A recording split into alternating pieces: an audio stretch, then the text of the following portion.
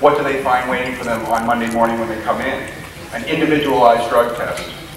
Yeah, that's very interesting, because that's more of the use of the drug test as a kind of punishment. It's sort of abandoning the notion that they achieve anything, that they're supposed to. It's just something mean we can do to you to show that we own you. And by the way, there was a case litigated in Northern California where I believe the woman came out with about a $350,000 settlement for such wrongful actions. Yeah, a gender element that's very obvious is in South Carolina, I'm sure many of you have heard of this, the state started drug testing primarily African American women who were receiving medical assistance in childbirth, drug testing them, and if they tested positive, arresting them for child abuse, because in South Carolina the fetus is considered a child. That was recently upheld by the Fourth Circuit, which is a higher federal court.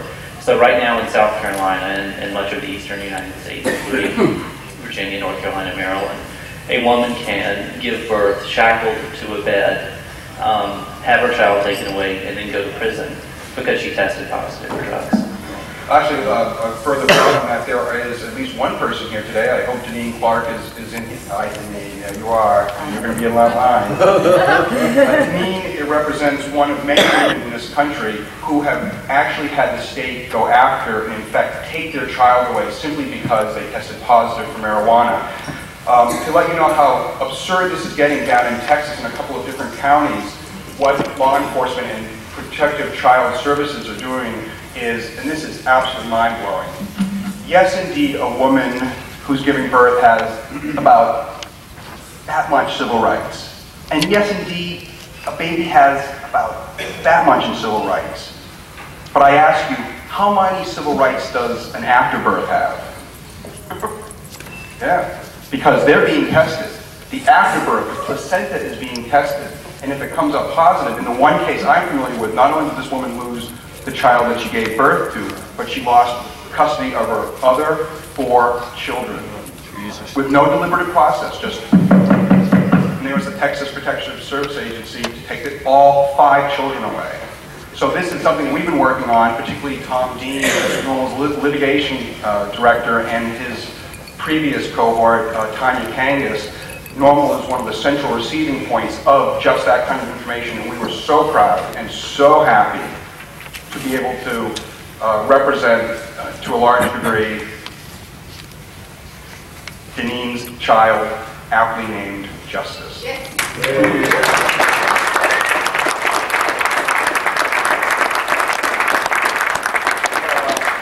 Robert, another question?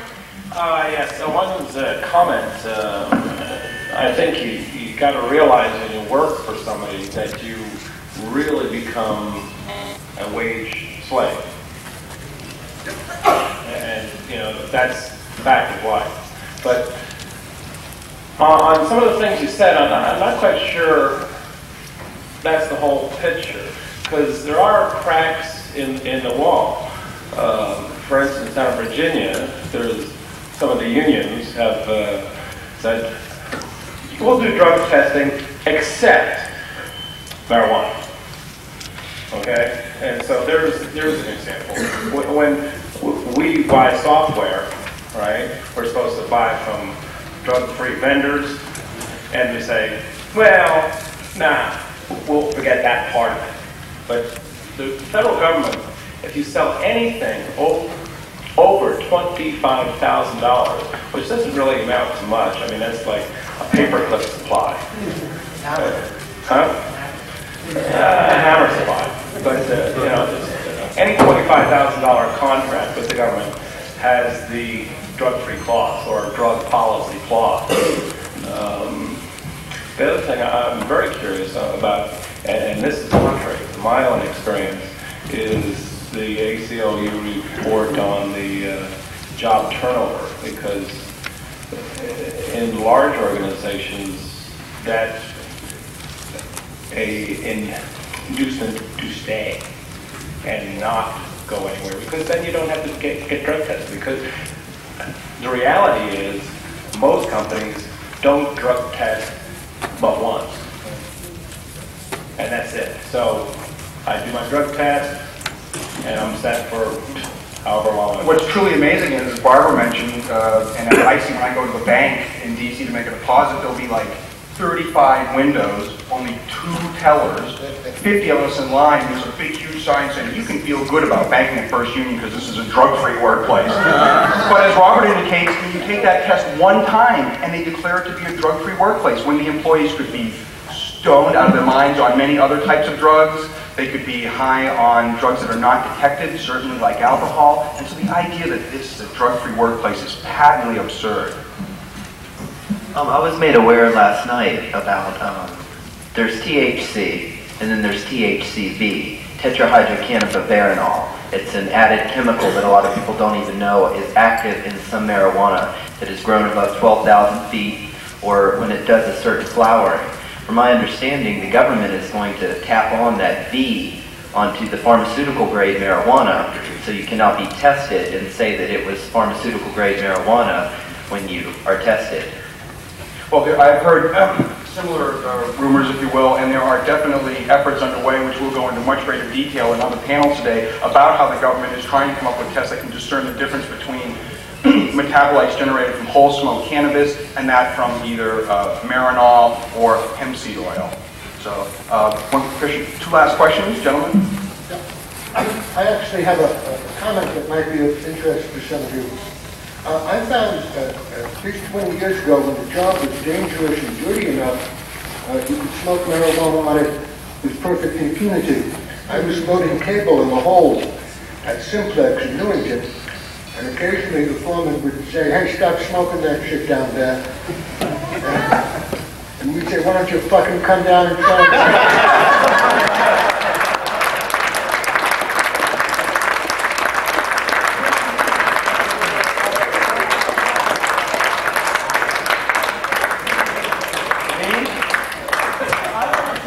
What your opinion was when a hospital does do drug testing on a woman in labor without their consent who practices herbalism and midwifery, and what your opinion is on the hospital stealing the urine to do a drug test. Is this what occurred in your case? Yes. You know what I would say.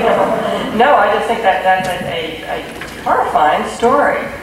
And I don't know enough about it to comment, but it's not clear to me in any medical sense that having ingested marijuana at some point in the past is going to affect the outcome of childbirth. So why would that be indicated? Especially, why do any additional procedures when somebody is in labor?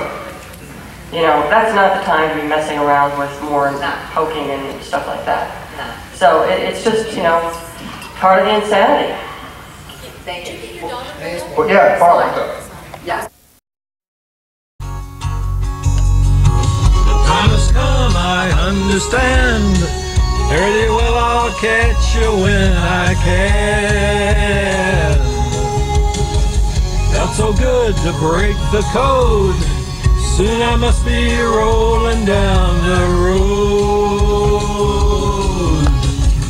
Love you tender, love you true. I'd rather stay a whole night through.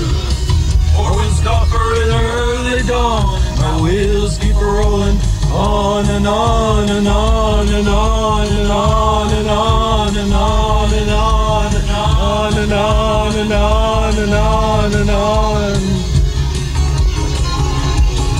Just this evening, fiery bright, magic moments melting in the night.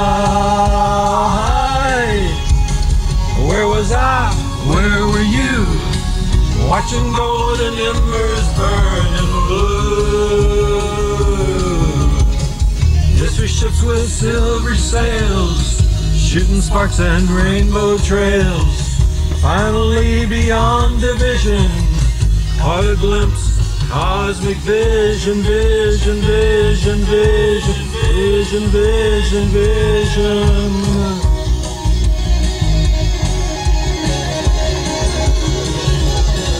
Alone I came, alone I go. Can't help wonder if you really know.